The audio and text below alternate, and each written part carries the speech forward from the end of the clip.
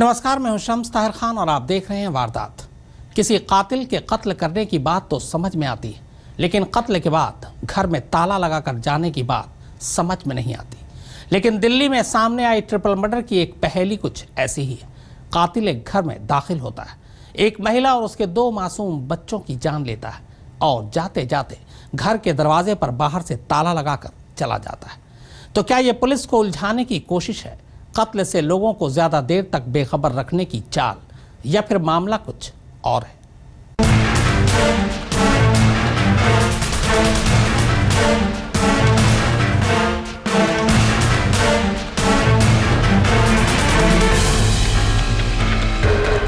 क्या आपने कभी सुना है कि कोई कातिल किसी के घर में दाखिल हो और एक एक कर 3 लोगों की जान ले, लेकिन जाते जाते घर में बाकायदा ताला लगाकर जाए? आप पूछेंगे कि भला कातिल ऐसा क्यों करेगा?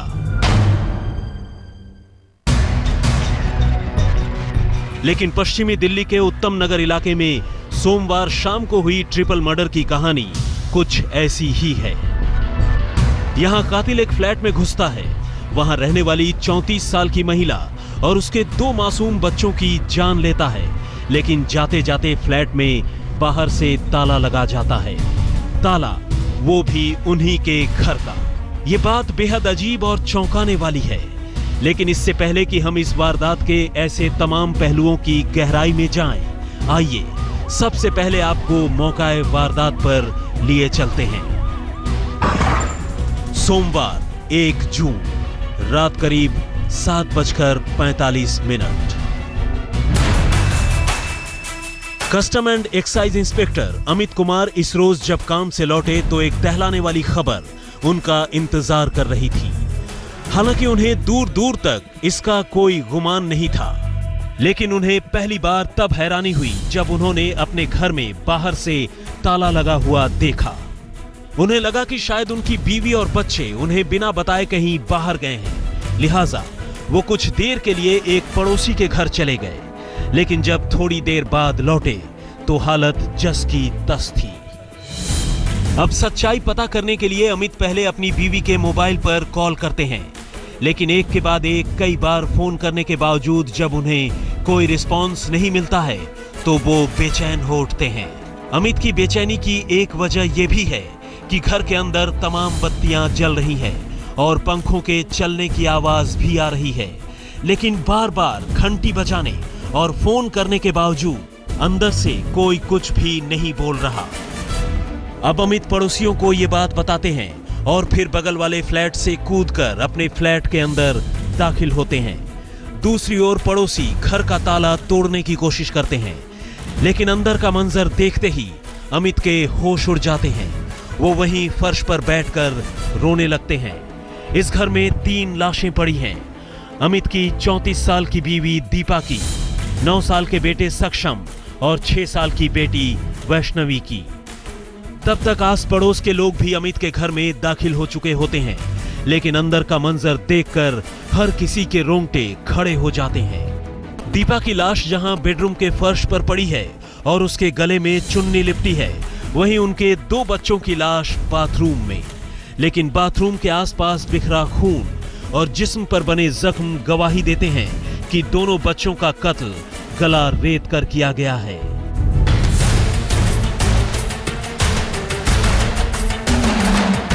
अब फौरन पुलिस को इत्तला दी जाती है, चूंकि मामला ट्रिपल मर्डर का है। जिस वक्त अमित घर पहुंचे उस वक्त यहां पर बाहर से ताला लगा था, लिहाजा अमित घबरा गए और उन्होंने पड़ोसियों को यहां पर इकट्ठा किया।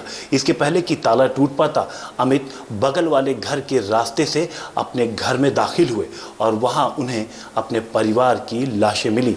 अब पुलिस को शक है कि इस तिहरे हत्याकांड में कोई अपना शामिल हो सकता है, क्योंकि घर के अंदर किसी भी तरीके से लूटपाट के कोई निशान नहीं मिले हैं। कोई अलमारी नहीं खुली हुई थी, कोई कुछ नहीं हो रखा था। That's it. जितना बंदा कोई अपने आप को ऑफेंस करता है उतना ही खिलारा हो रखा था। बच्चे कैसे बड़े हुए थे? बच्चे सर ऐसे एक तो ऑन द मुंह पड़ा हुआ था और एक से ऐसे बड़े हुए थे दोनों। ये मैं अब श्योर कर सकता हूँ 6 से लेके 8 PM इसके बीच में हुआ जो भी है।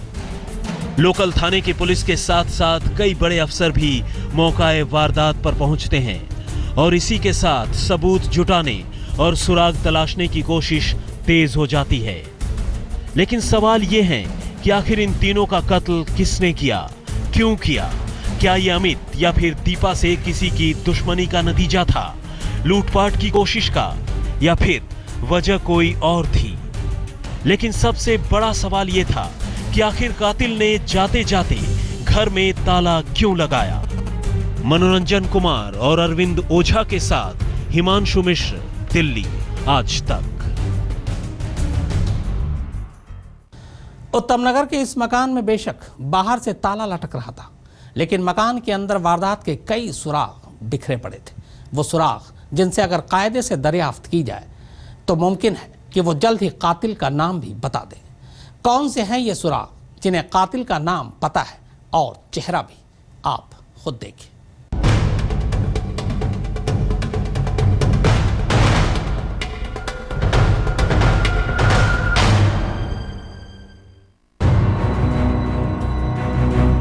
पश्चिमी दिल्ली के रिहायशी इलाके उत्तम नगर में हुई ट्रिपल मर्डर की यह वारदात वैसे तो शुरू से ही सवालों में घिरी है, लेकिन जो सबसे बड़ा सवाल सबको उलझा रहा है वो है कातिल का ट्रिपल मर्डर को अंजाम देने के बाद घर के दरवाजे पर बाहर से ताला लगाकर जाना।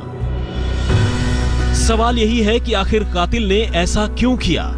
तो इन सवालों के जवाब जानने के लिए वारदात के अगले दिन यानी मंगलवार को भी दिल्ली पुलिस की टीम उसी फ्लैट के अंदर पहुंची जहां 3 कत्ल की इस भयानक वारदात को अंजाम दिया गया था। और इस बार आज तक की टीम भी पुलिस के साथ थी। अब तक की तफ्तीश से जो बातें उभर कर सामने आई उसने कातिल का पता तो नहीं दिया, लेकिन मौके से कुछ सुराग जरूर मिल गए। सुराग नंबर 1, फ्रेंडली एंट्री। कातिल बेशक घर में बाहर से ताला लगा कर गया, लेकिन कत्ल से पहले उसे घर में दाखिल होने के लिए कोई मशक्कत नहीं करनी पड़ी।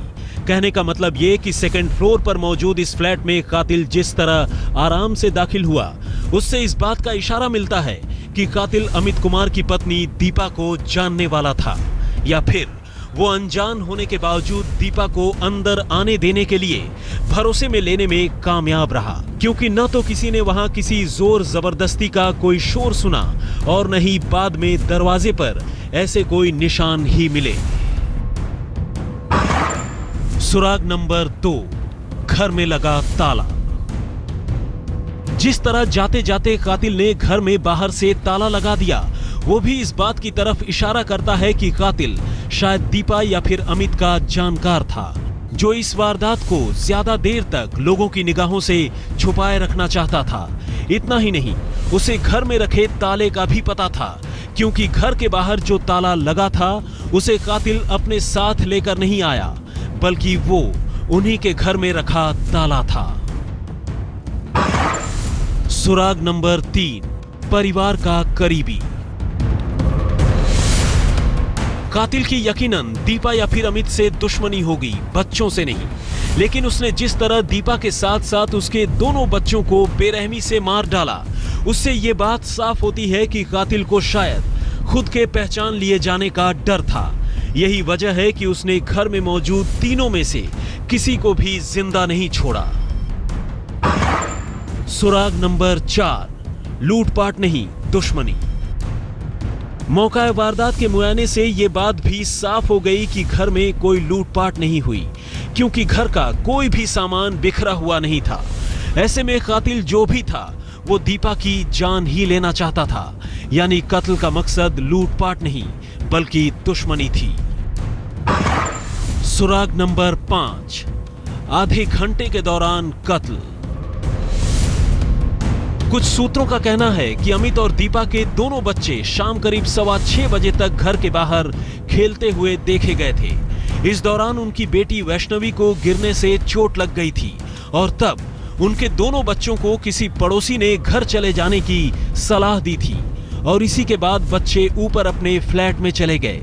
लेकिन शाम तकरीबन 7 बजे जब पहली बार अमित अपने घर लौटे तो उन्होंने अपने घर में ताला लगा हुआ देखा, यानी कातिल ने शाम करीब 6:30 बजे से 7 बजे के बीच ही वारदात को अंजाम दिया। ब्रूटल मर्डर है ये। और हम लोग इन्वेस्टिगेट कर रहे हैं सारे एंगल्स, ऑल पॉसिबल जो साइंटिफिक एविडेंसेस हैं वो कलेक्ट करके। इंस्पेक्टर अमित कुमार के दोनों बच्चों की लाश घर के बाथरूम में पड़ी हुई थी, जबकि पत्नी की लाश घर के बिस्तर पर। पुलिस के मुताबिक तीनों की हत्या किसी धारदार हथियार से गला काट कर की गई। घर के अंदर दाखिल होने का एक ही दरवाजा था और दरवाजे पर ताला लटका हुआ था। बस इसी ताले पर टिकी है पुलिस की जांच। सुराग नंबर 6, दीपा ही थी निशाने पर। वैसे तो पुलिस की माने तो कातिल की दुश्मनी अमित या फिर दीपा दोनों में से किसी से भी हो सकती है। मुमकिन है दुश्मनी दोनों से ही हो, लेकिन कातिल का निशाना शायद दीपा ही थी, क्योंकि कातिल शाम को 6:30 बजे के आसपास उनके घर पहुंचा था, जबकि अमित हर रोज तकरीबन 7 बजे के बाद ही अपने घर पहुंचते हैं। ऐसे में यह माना जा सकता है कि कातिल दीपा की ही जान लेना चाहता था, लेकिन सवाल यही है कि आखिर क्यों? ओपी शुक्ल और अरविंद ओझा के साथ हिमांशु मिश्र, दिल्ली आज तक। आखिर क्या हो सकती है ताले में बंद ट्रिपल मर्डर की वजह? ताले में बंद दिल्ली की सबसे चौंकाने वाली ट्रिपल मर्डर मिस्ट्री का राज आखिर क्या है? क्या ये रिश्तों की पेच का अंजाम है, जमीन जायदाद की कोई जंग, या फिर किसी पेशेगत दुश्मनी का नतीजा?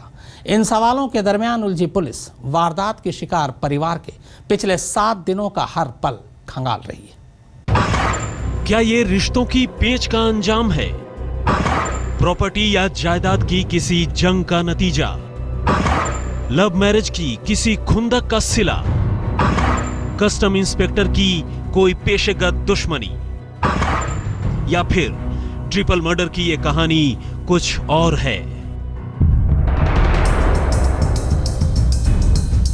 कातिल के ताले में उलझी इस मर्डर मिस्ट्री को सुलझाने में लगी दिल्ली पुलिस इस वक्त कुछ इन्हीं बातों को ज़हन में रखकर तफ्तीश कर रही है। वो ये जानना चाहती है कि आखिर इस कत्ल की वजह क्या है और कातिल की दीपा या फिर अमित से आखिर क्या दुश्मनी थी। कुछ इन्हीं सोच के साथ दिल्ली पुलिस अब कस्टम इंस्पेक्टर अमित कुमार और उनकी पत्नी दीपा की हर उस मूवमेंट का पता लगा रही है जो पिछले 1 हफ्ते के दौरान दोनों की रही है। यानी पिछले 1 हफ्ते में दोनों कहां-कहां गए, कब-कब किससे मिले, किससे क्या-क्या बातें की और इस पूरे सिलसिले में कौन सी बात कत्ल की वजह बनी। और बस इसी गरज से पुलिस दोनों के घर वालों, पड़ोसियों और अमित से पूछताछ के साथ साथ उनके टेलीफोन की कॉल डिटेल भी खंगाल रही है। पुलिस मानती है कि कत्ल की वजह रिश्तों की पेच भी हो सकती है, और अगर ये मान लिया जाए कि दीपा कातिल के निशाने पर थी, तो भी सवाल ये उठता है कि कातिल आखिर इतना कम वक्त लेकर क्यों उनके घर पहुंचा था, क्योंकि आमतौर पर अमित रोज 7 बजे घर पहुंच जाते हैं। मनोरंजन कुमार और अरविंद ओझा के साथ हिमांशु मिश्र, दिल्ली आज तक।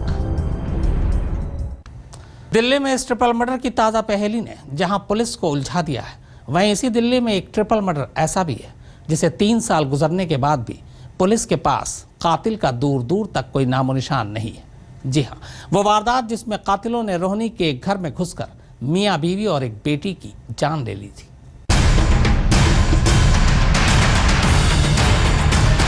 दिल्ली के रोहिणी इलाके में मौजूद इस मकान से तकरीबन 3 साल पहले बाहर आई ट्रिपल मर्डर की एक पहेली आज भी देश की सबसे स्मार्ट पुलिस फोर्स को मुंह चिढ़ा रही है। जी हां, ट्रिपल मर्डर इस मकान में रहने वाले वाईपीएस चौहान, उनकी पत्नी रेखा चौहान और बेटी रोजी का। वो दिन था शनिवार 22 सितंबर 2012 का, जब वाईपीएस चौहान को अपने पूरे परिवार के साथ माता वैष्णो देवी के दर्शन के लिए जाना था।